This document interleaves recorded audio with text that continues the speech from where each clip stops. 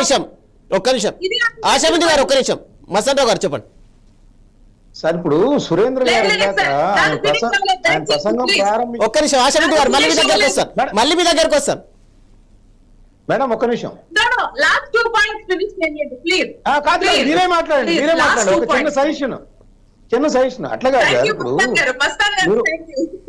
నేనేం చెప్పలేదండి, మాట్లాడండి. ఒక్క నిమిషం ఆశాబిందు గారు ఒక చిన్న సజెషన్ అండి. ఒక్క నిమిషం చెప్పండి సార్ మసన్ రావు గారు. కాదండి, ఇప్పుడు సురేంద్ర గారు ఇందాక ఆయన చాలా ముందుగా మాట్లాడేటప్పుడు వేరే వాళ్ళు డిస్టర్బ్ చేయకుండా చూడండి అని ఒక విజ్ఞప్తి చేశారు. మేము ఎవరు మాట్లాడలేదు. మరి ఆమె వెర్షన్ ఆమె చెప్పనే ఉండాలి, తర్వాత ఆయన ఖండించమనండి. ఎందుకు మనం యాక్చువల్ గా సార్ది కూడా కొద్దిగా డిస్టర్బెన్స్ గా ఉంది, అది మొత్తం అసలు ఎవరిది వినపడుతుందా. ఇప్పుడు ఆశాబిందు గారు చెప్పమనండి, తర్వాత ఆయన ఖండించమనండి ఆయన్ని. అది వాళ్ళు ఏం చేయదలుచుకున్నారో చెప్పమనండి, తప్పే ఉంది. అర్థం కాదు. మస్తాన్ రావు గారు, నేను అది పాటిద్దామని అనుకున్నాను, మీరు చెప్పినట్టు ఇంప్లిమెంట్ చేద్దామని అనుకున్నాను. ఆమె ఎవరు ఇంటర్ఫీర్ కాలేదు కదండి, ఇందాక కూడా ఆమె ఇంటర్ఫీర్ కాలేదే. తెలుగుదేశం మేడం కాలేదు కదా, మాట్లాడివ్వండి.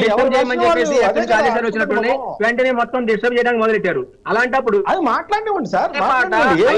నుంచి మనం ఉన్న పాటలు మళ్ళా కొత్తగా వినాలి. విషయం చెప్పండి నేను. మళ్ళీ మీ దగ్గరకు వస్తాం సురేంద్ర గారు. ఆశాబిందు గారు కంటిన్యూ. సార్, ప్రతి ఒక్కరిది ఫస్ట్ వర్షన్ ఎవరైనా క్లారిటీగా వినాల్సిందే, మధ్యలో రాకూడదు. నేను ఎప్పుడు వినను. సెకండ్ రౌండ్ వచ్చినప్పుడే మేము మధ్యలో ఇంటర్ఫీర్ అవుతాం. Okay right. ఇప్పుడు ఏమంటాము, 2019 నుంచి 24 మధ్యలో ఆయన 2-3 సార్లు మాటలు మార్చారండి. 3 రాజధానులు అన్నారు, అది కట్టలేకపోయారు. మళ్ళీ ఎందుకు ఇన్ని ఎకరాలు, మనకు ఆల్రెడీ నాగార్జున యూనివర్సిటీ ఉంది, అక్కడ చేసేసుకుందాం అంటారు.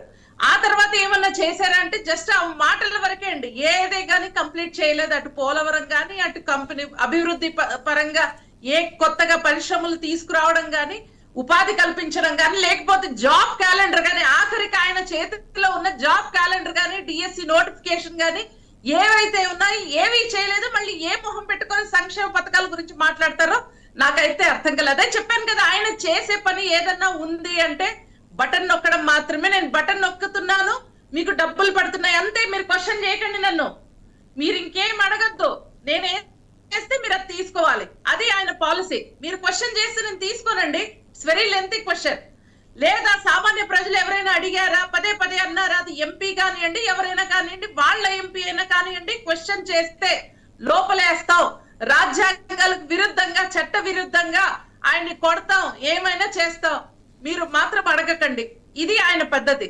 ప్రజలు అర్థం చేసుకున్నారు. గత 5 ఏళ్లలో ఈయన ఏమి చేయలేడు, అసమర్థుడికి ఇంకేదైనా పెద్ద వర్డ్ ఉందంటే ఆయనకి వర్తిస్తుంది.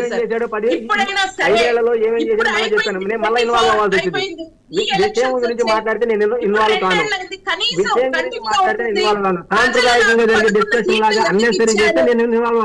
సీట్లు ఎందుకు ఇచ్చారని అర్థం చేసుకునైనా తెలుసుకొని అమరావతి గురించి మాట్లాడాలి.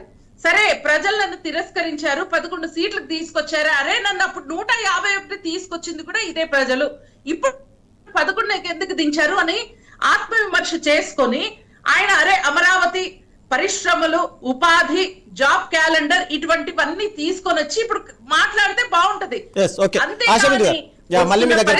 బెదిరించడమే. అమరావతి వద్దు, మావిగన్ అనేసి పేరు చెప్తారు. సరే, మావిగన్ అన్న నిన్న స్టాండ్ తీసుకున్నారు, మాది మావిగన్ బాగుంది, ఇలా అన్న స్ట్రైట్ ఫార్వర్డ్ గా కనీసం 24 గంటలు కాకముందే విజయవాడ అంటారు. ఇంకో నాకు తెలిసి ఒక్క రోజులో ఇలా మారితే మరో 3 ఏళ్ళు అంటే ఇంకెన్ని 365 × 3 ఎన్ని రాజులు దాని పేరు తీసుకొస్తారు సార్? ఆయన పని ఇది ఒక్కటేనా? ఇంకేమి చెయ్యరా? అసెంబ్లీకి రారా? ప్రశ్నించరా? ఉద్యోగుల కోసం, ప్రజల కోసం ఏం ప్రశ్నించరా? We are ready to take the questions. మీరు ఏదైనా సరైన ఏదైనా సూచనలు ఇస్తే, నిజంగా ప్రజలకు ఇబ్బందులు గురవుతున్నారంటే ఖచ్చితంగా చూపించండి, మేము తీసుకోవడానికి రెడీగా ఉన్నాం.